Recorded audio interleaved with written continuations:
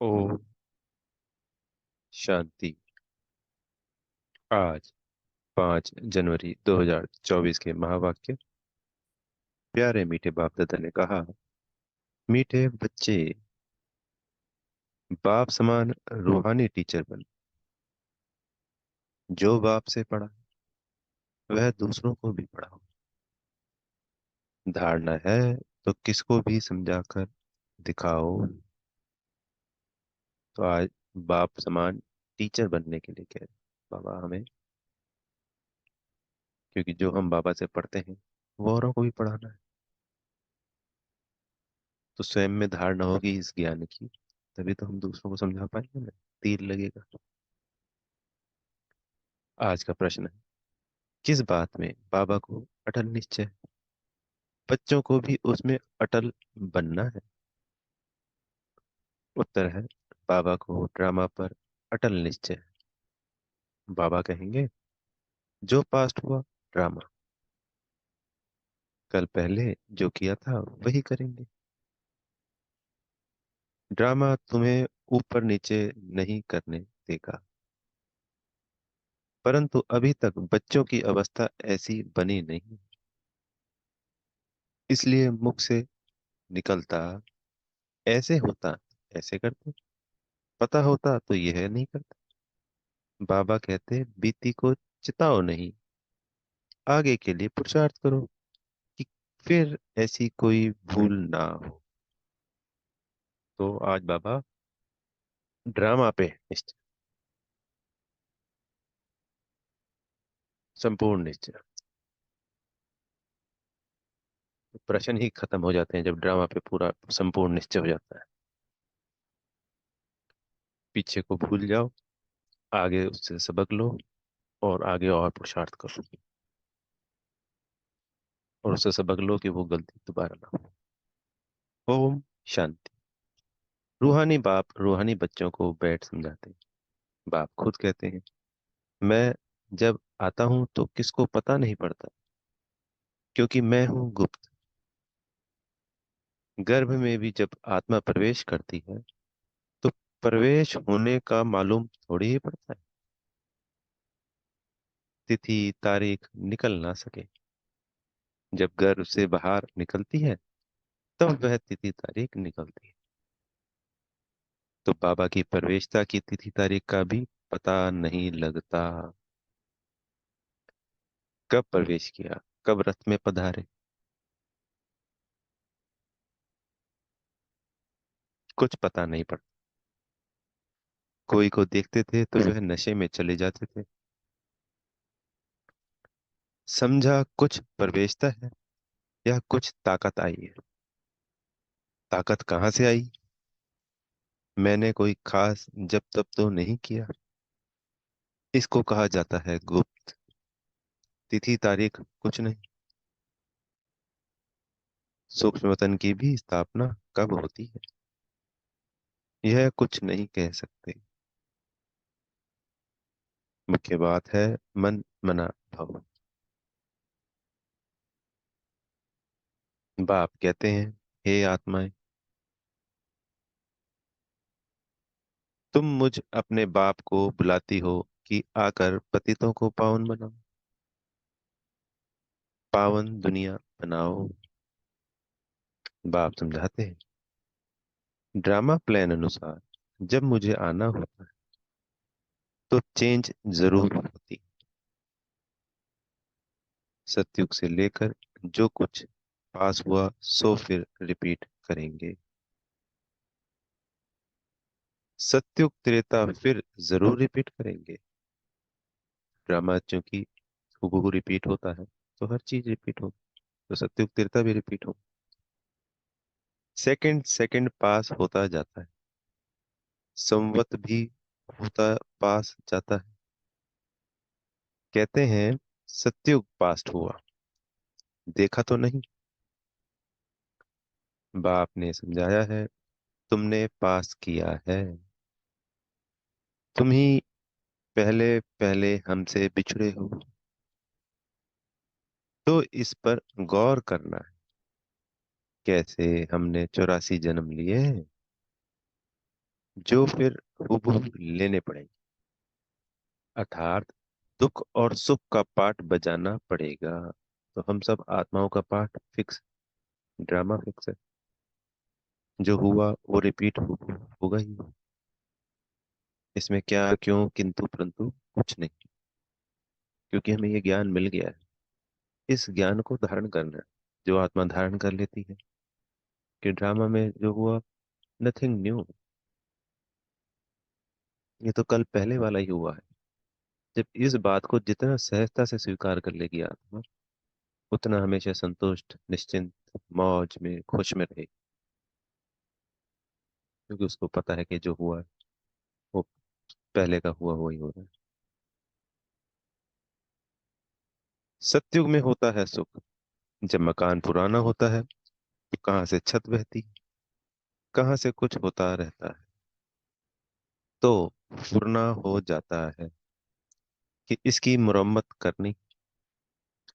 जब बहुत फुरना हो जाता है तो समझा जाता है यह मकान रहने लायक नहीं है। नई दुनिया के लिए ऐसे नहीं कहेंगे।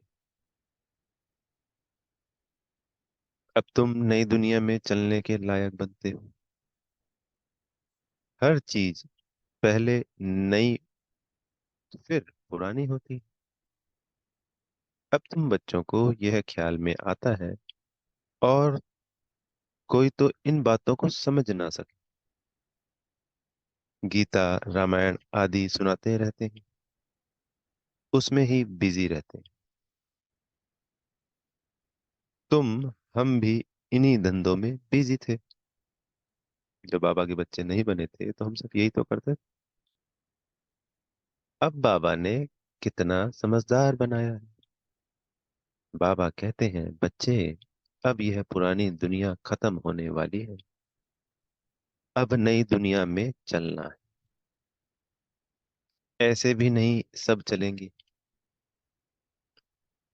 सब मुक्ति धाम में बैठ जाए, यह भी कायदा नहीं है। प्रलय हो जाए। तुम जानते हो, यह पुरानी दुनिया और नई दुनिया का बहुत ही कल्याणकारी संगम युग है। अब चेंज होनी है, फिर शांति धाम में जाएंगे। वहां सुख के भासना की भी कोई बात नहीं। गायन है, यज्ञ में विघ्न पड़े सो तो पढ़ते रहते हैं, कल्प के बाद भी पढ़ते रहेंगे। क्योंकि हर कल्प कल्प पढ़े, और कल्प हूबहू रिपीट। तो इसलिए नथिंग, कुछ चिंता की बात। तुम अब पक्के हो गए हो। यह स्थापना विनाश का कोई छोटा काम नहीं है। क्योंकि यहाँ स्थापना भी हो रही है और विनाश भी, तो ये सबसे बड़ा काम है इस पूरे कल्प में। इससे बड़ा काम कोई नहीं। संगम युग छोटा है, पर इसमें होने वाला जो काम है, सेवा है, ये जो परिवर्तन है, वो सबसे बड़ा है। वो पूरे कल्प में नहीं होता कहीं पे। कहते हैं ना, एक फिल्म में किसी का छोटा सा रोल होता है, पर वो पूरी फिल्म पे भारी पड़ता है। इस पूरी फिल्म 5,000 वर्ष पे, ये 100 वर्ष भारी। भारी कोई रॉन्ग वे में नहीं, शक्तिशाली, पॉजिटिव है। विघ्न किस बात में पड़ते हैं? बाप कहते हैं काम महाशत्रु, इस पर ही अत्याचार होता। द्रौपदी की भी बात है ना, ब्रह्मचर्य पर ही सारी खिटपिट है। सतो प्रधान से तमो प्रधान बनना है। सीढ़ी उतरनी है, पुरानी दुनिया होनी जरूर। इन सब बातों को तुम ही समझते हो, और सिमरन भी करते हो, और पढ़कर पढ़ाना भी है। टीचर बनना है, जरूर नॉलेज बुद्धि में है, तब पढ़कर टीचर बनते हैं। फिर टीचर से जो सीख कर होशियार होते हैं, तो गवर्नमेंट उनको पास करती। तुम भी टीचर हो, बाप ने तुमको टीचर बनाया है। एक टीचर क्या कर सकते हैं? तुम हो सब रूहानी। पापा हम बच्चों को पढ़ाते हैं और आप समान टीचर बनाते हैं, तो बहुत सारे टीचर बनेंगे ना। एक टीचर से दूसरा, दूसरे तीसरा, तीसरे चौथा, तभी तो दुनिया में सब जगह फैलेंगे और पूरे दुनिया को ये बात बतानी है, बाबा आया है, ये ज्ञान देना है। तो बुद्धि में नॉलेज होनी चाहिए। ज्ञान तो बिल्कुल एक्यूरेट, मनुष्य से देवता बनने का। अभी जितना तुम बच्चे बाप को याद करते हो तो लाइट आती रहती है। मनुष्यों को साक्षात्कार होता रहेगा, क्योंकि आत्मा प्योर बनेगी ही याद से। फिर किसको साक्षात्कार भी हो सकता है। बाप मददगार भी बैठा है। बाप हमेशा बच्चों का मददगार है। पढ़ाई में नंबरवार। हर एक अपनी बुद्धि से समझ सकते हैं मेरे में कितनी धारणा है। अगर धारणा है तो किसको समझा कर दिखाओ। यह है धन। धन देते नहीं तो कोई मानेंगे भी नहीं कि इनके पास धन है। जो ज्ञान धन है, जब देंगे तभी तो पता चलेगा ना कि इनके पास है। धन दान करेंगे तो महादानी कहेंगे। महारथी, महावीर, बात एक ही है। सब एक जैसे तो हो ना सके, सारे बच्चे एक जैसे नहीं हो सकते, अलग अलग तरीके से ज्ञान देते हैं और फिर नंबरवार होते हैं। तुम्हारे पास कितने आते हैं? एक एक से बैठ माथा मारना हो। माथा मारना है क्या? वो लोग अखबार द्वारा बहुत बातें सुनते हैं तो बहुत चमकते हैं। फिर जब तुम्हारे पास आकर सुनते हैं तो कहते हैं हमने परमत पर क्या किया, यहाँ तो बहुत अच्छा है। फिर दूसरों से हमारे बारे में कुछ ना कुछ सुन लेते हैं, रॉन्ग रॉन्ग। और फिर कभी कभी वो आत्माएं जब सेंटर पे आती हैं, यज्ञ में आती हैं, देखती हैं, तो कहते हैं हमको कितनी गलत फहमी थी। हमने लोगों की बातों में आ गए और हम तो पता नहीं क्या क्या समझ बैठे। ऐसा बहुत सारे उदाहरण है और लोगों का अनुभव है। यहाँ तो बहुत अच्छा है। एक एक को ठीक करने में मेहनत लगती है। यहाँ पे कितनी मेहनत लगी है। फिर भी कोई महारथी, कोई घुड़सवार, कोई प्यादा। यह ड्रामा में पार्ट है। यह तो समझते हो आखिर जीत तुम्हारी होनी है। जो कल पहले बने थे वही बनेंगे। होशियार तो बच्चों को करना ही है। बाप राय देते हैं समझाने की कोशिश करो। पहले तो शिव बाबा के मंदिर में जाकर सर्विस करो। तुम पूछ सकते हो यह कौन है, इस पर क्यों पानी चढ़ाते हैं? तुम अच्छी तरह से जानते हो। कहते हैं गई टांडे पर और मालिक होकर बैठ गई। यह दृष्टांत भी तुम्हारा है। टांडे पर इसमें लिखा हुआ है आग लेने।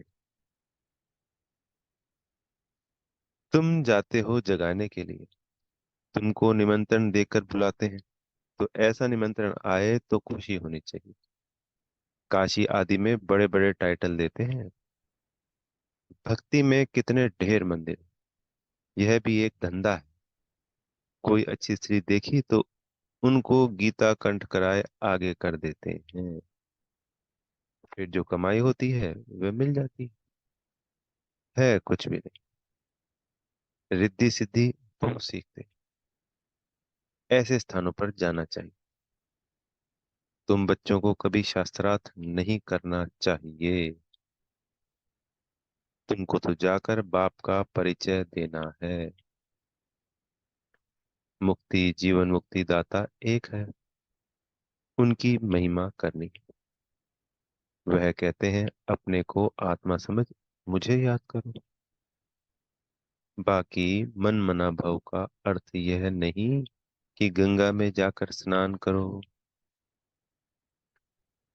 मामेकम का अर्थ है मुझ एक को याद करो। मैं प्रतिज्ञा करता हूँ, मैं तुमको सब पापों से मुक्त करूंगा। जब से रावण आया है तब से पाप शुरू हुए। तो उच्च पद पाने के लिए बहुत पुरुषार्थ करना है। पोजीशन के लिए मनुष्य रात दिन कितना माथा मारते हैं।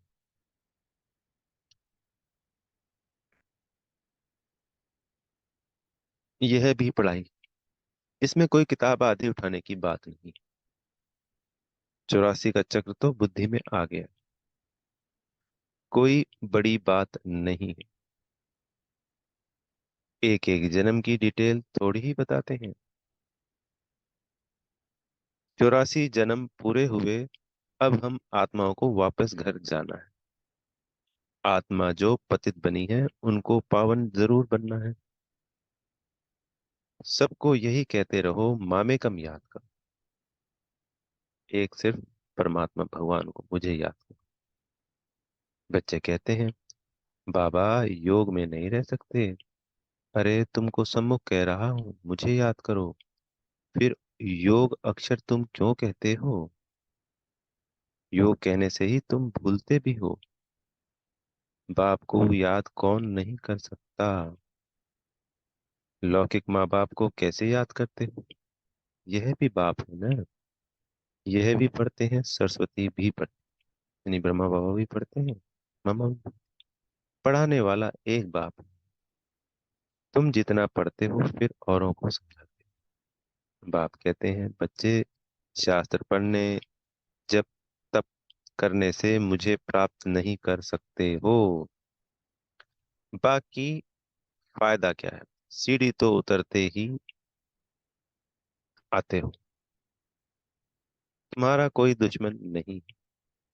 फिर भी तुमको समझाना है जरूर कि पाप और पुण्य कैसे जमा होता है।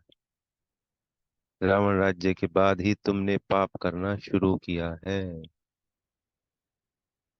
ऐसे भी बच्चे हैं जिनको नई दुनिया, पुरानी दुनिया क्या है यह भी समझाने नहीं आता है। अब बाप कहते हैं कि बेहद के बाप को याद करो, वही पतित पावन है। बाकी तुमको कहाँ भी जाने की जरूरत नहीं है। भक्ति मार्ग में सदैव पैर घर से बाहर निकलता था। पति स्त्री को कहते हैं, श्री कृष्ण का चित्र घर में भी है, फिर बाहर क्यों जाती हो? मतलब जैसे मंदिर जाते हैं तो मंदिर में भी वही चित्र है, यहाँ पे भी तो है, फिर मंदिर जाने की क्या जरूरत? क्या फर्क है? पति परमेश्वर है, इसको भी नहीं मानते। भक्ति मार्ग में बहुत दूर दूर ऊंचा ऊंचा मंदिर बनाते हैं जो मनुष्यों का भाव बैठे। तुम समझाते हो मंदिरों में कितना धक्का खाते हैं। यह एक रस्म पड़ी है। शिव काशी में तीर्थ करने जाते हैं, परंतु प्राप्ति कुछ भी नहीं। अब तुमको तो बाप की श्रीमत मिलती है, तुमको कहाँ भी जाना नहीं है। पतियों का पति परमेश्वर वास्तव में वह एक ही है, जिसको तुम्हारे पति, काके, मामे सब याद करते हैं। वह है पति परमेश्वर अथवा पिता परमेश्वर। वह तुमको कहते हैं, मामे कम याद करो तो तुम्हारे विक्रम विनाश होंगे। तुम्हारी ज्योति अब जग रही है, तो तुम्हारे से मनुष्यों को लाइट देखने में आती है। तो बच्चों का भी नाम बाला होना चाहिए। बाप बच्चों का नाम तो बाला करते हैं ना। सुदेश बच्ची समझाने में बड़ी तीखी है। शार्थ बहुत अच्छा किया है तो पुरानों से भी आगे गई है। इसमें भी जास्ती पुरुषार्थ कर आगे चली जाएगी। सारा मदार पुरुषार्थ पर है। हार्ट फेल नहीं होना चाहिए। पिछाड़ी में आया तो सेकंड में जीवन मुक्ति पा सकते हैं, तो जो अंत में भी आएंगे तो भी सेकंड में जीवन मुक्ति यानी अपनी प्रारब्ध बना लेंगे। जीवन मुक्ति यानी स्वर्ग।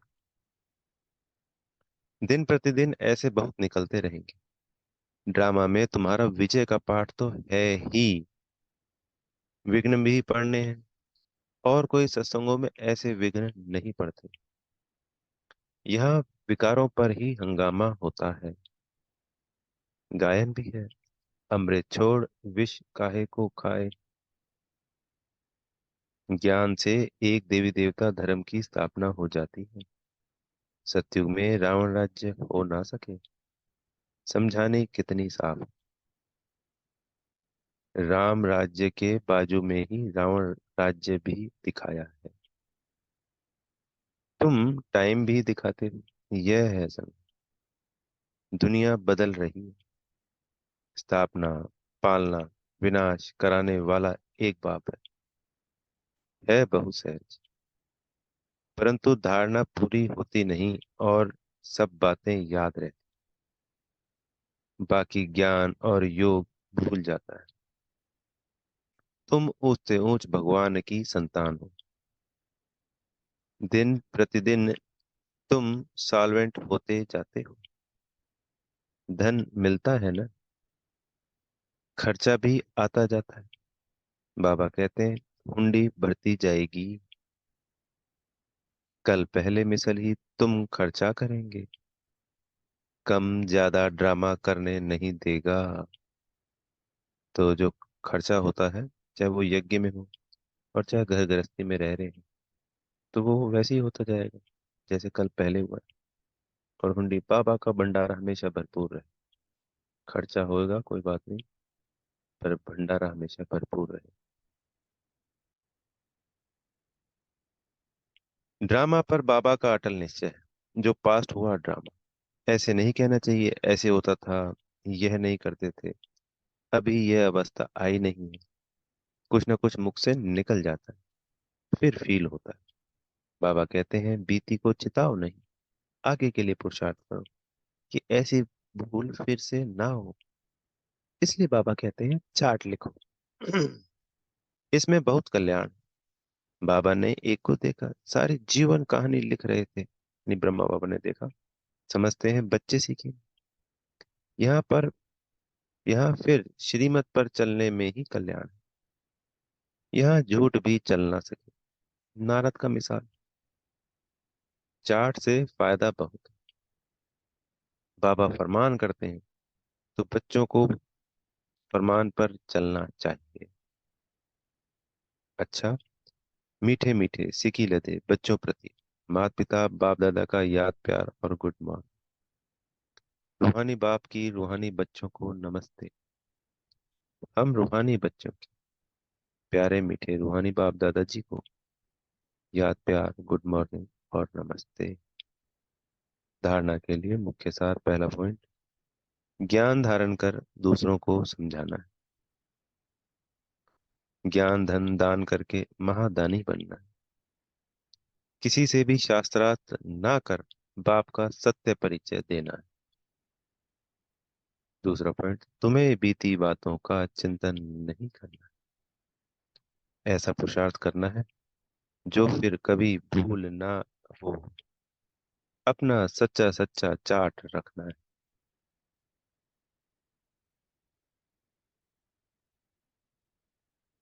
आज का वरदान है, योग द्वारा ऊंची स्थिति का अनुभव करने वाले डबल लाइट फरिश्ता भव। आप राजयोगी बच्चे योग में ऊंची स्थिति का अनुभव करते हो। हठ योगी फिर शरीर को ऊंचा उठाते हैं। होते हैं ना हठ योगी में कि जमीन से थोड़ा सा शरीर ऊंचा उठा लेते हैं। आप कहाँ भी रहते ऊंची स्थिति में रहते हो, इसलिए कहते योगी ऊंचा रहते। आपके मन की स्थिति का स्थान ऊंचा है, क्योंकि डबल लाइट बन गए ना। वैसे भी कहा जाता है फरिश्तों के पांव धरनी पर नहीं होते, क्योंकि उड़ते रहते हैं हल्के। फरिश्ता अर्थात जिसका बुद्धि रूपी पांव धरती पर ना हो, देहबान में ना हो, पुरानी दुनिया से कोई लगाव ना हो। स्लोगन है, अभी दुआओं के खाते को संपन्न बना लो तो आपके चित्रों द्वारा सबको अनेक जन्म दुआएं मिलती रहेंगी। तो अभी हम, अगर अपना खाता जो दुआओं का है ऐसे पुण्य कर्म बाबा की श्रीमत पे करते हैं, तो जब हमारे जड़ चित्रों की पूजा होगी तो सबको दुआएं उससे मिलती रहेगी। अव्यक्ति साइलेंस द्वारा डबल लाइट फरिश्ता स्थिति का अनुभव करो। आज का पॉइंट है, फरिश्ता स्थिति का अनुभव करने के लिए अभी अभी आवाज में आते, डिस्कस करते, कैसे भी वातावरण में रहते, सेकंड में सर्व संकल्पों को स्टॉप कर आवाज से परे न्यारे फरिश्ता स्थिति में टिक जाओ। अभी अभी कर्मयोगी, अभी अभी फरिश्ता, अर्थात आवाज से परे अव्यक्ति साइलेंस की अनुभूति। यही अभ्यास लास्ट पेपर में विजयी बनाएगा। अच्छा, ओम शांति। बेहद का शुक्रिया प्यारे मीठे बाप दादाजी का।